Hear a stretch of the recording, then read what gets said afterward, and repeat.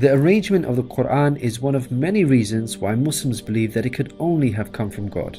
In fact, modern research has discovered a remarkable structure in the Quran known as ring composition. To demonstrate this, let's analyze the second chapter of the Quran known as Al-Baqarah, the cow. This chapter consists of a total of 286 verses. The entire chapter can be divided into 9 groups based on theme. The first group of verses talk about faith and unbelief. This mirrors the theme of the last group of verses. The second group covers God's creation and knowledge. This again mirrors the second to the last group's theme. The third group discusses the law given to the Israelites, which mirrors the giving of law to the Muslims in the 7th group. The fourth group relates to the test of Abraham, a mirror of the test of Muslims in the 6th group. The middle group, the 5th group, is the central theme of the entire chapter, the change in direction of the Muslim prayer. We have made you believers a middle nation, so that you may bear witness to the truth before others. We only made the direction the one you used to face in order to distinguish those who follow the messenger from those who turn on their heels. This turning point was the change in direction of the daily prayers from Jerusalem to Mecca, which represented a big test for the believers. We find the mention of this important turning point in exactly the middle of the chapter, the 143rd verse. Moreover, this verse even contains the word middle. Together, these 9 groups form a giant ring composition. As you can see, ring composition is structured as a sort of circle, with the central meaning placed at the center. You can think of it in terms of a mirror, so ring composition is the equivalent of putting a mirror in the middle. What is mentioned in the first half will be reflected in the second half. Things can be taken a step further. If we examine these 9 groups, we find that they each contain sub-ring compositions. So what we have is rings within rings. For example, here is the 8th group with the theme of God's creation and knowledge. We can see that the beginning and the end both have the themes of giving and charity, and the central theme of God's power and knowledge is placed in the middle. Things can be taken further still. This sub-ring contains yet another ring within itself. This is the 255th verse known as Ayat al-Kursi, the verse of the throne. Just like the chapter which contains it, the verse of the throne can be divided into 9 groups based on theme.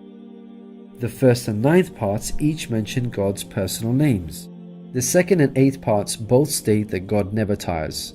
The 3rd and 7th parts describe that God owns everything in the heavens and the earth. The 4th and 6th parts make it clear that God has total control over us and we are dependent on Him.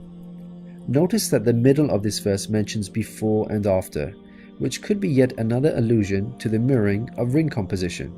It's worth highlighting that not only does the verse of the throne contain its own ring composition, but it is also positioned as a sub-ring within 2 larger rings, a concentric ring composition. We can see that this chapter of the Quran is marvelously designed, being precisely and tightly arranged according to the principles of ring composition. This precision in arrangement is in fact astonishing when we consider the timing of the revelation of these verses. To appreciate this, let's consider the analogy of building construction. Imagine you had the task of building a house.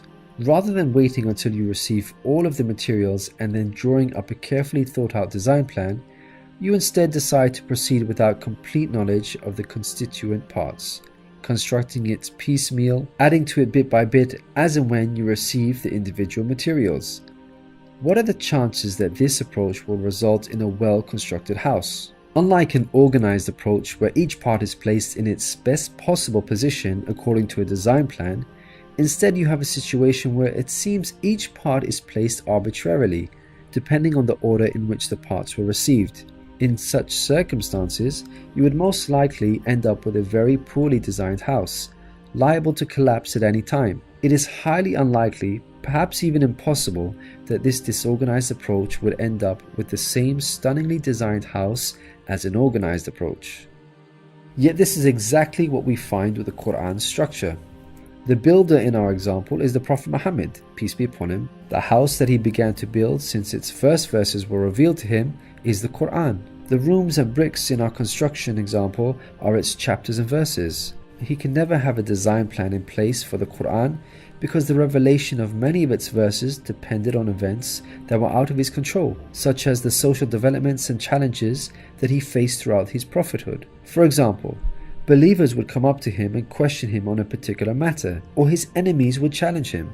The responses in the form of revelation would then descend on him, addressing the specific situation that he was facing. How could Muhammad have devised such an intricate plan when he could not predict the events that would dictate the revelation of verses? Such an arrangement would have to be planned in advance, but this was not possible due to these events being out of his control. What this demonstrates is that the author was someone who could predict the future.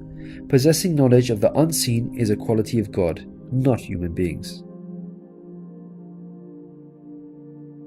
Some critics may point out that books prior to the Quran had this literary style, and therefore we cannot use this as an evidence for the Quran's divine origin. However, comparing the Quran to other books is like comparing night and day for many reasons.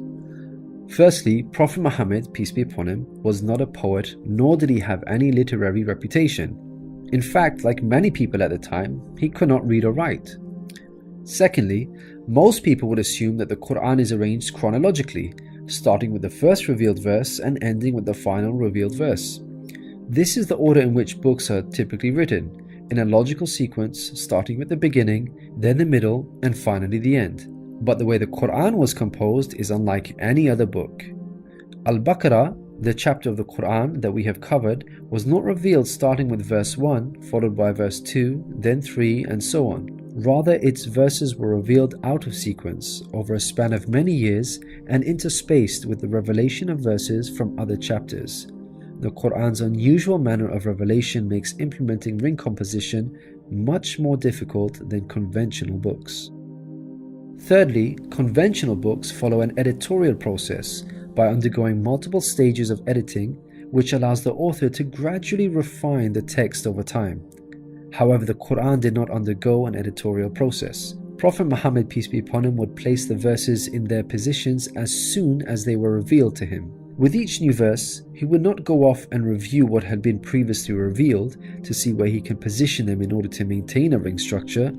Rather, spontaneous revelation was immediately followed by the placement of the verse, its position fixed. When we look at the history of the Quran's compilation, there is not a single instance of a verse being moved around in order to make it fit a ring composition.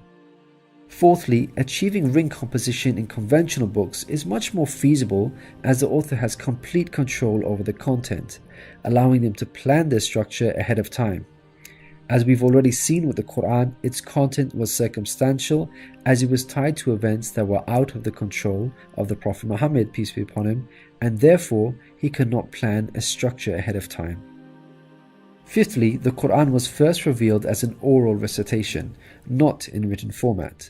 With written books, you can easily plan a structure because you can quickly and conveniently refer back to what you have written previously. But with a recited text like the Quran, the Prophet Muhammad, peace be upon him, would have had to rely on his memory in order to recall what was previously revealed, a much greater challenge. In light of all these difficult circumstances, wouldn't you expect the Quran's structure to be jumbled? What we find against all odds, however, is that the Quran contains a remarkably sophisticated structure. The circumstances of the Quran's revelation, together with its precision and harmony, represent a compelling argument for its divine origin. Your companion is neither astray nor being misled, nor does he say anything of his own desire. It is no less than inspiration sent down to him. He was taught by one mighty in power.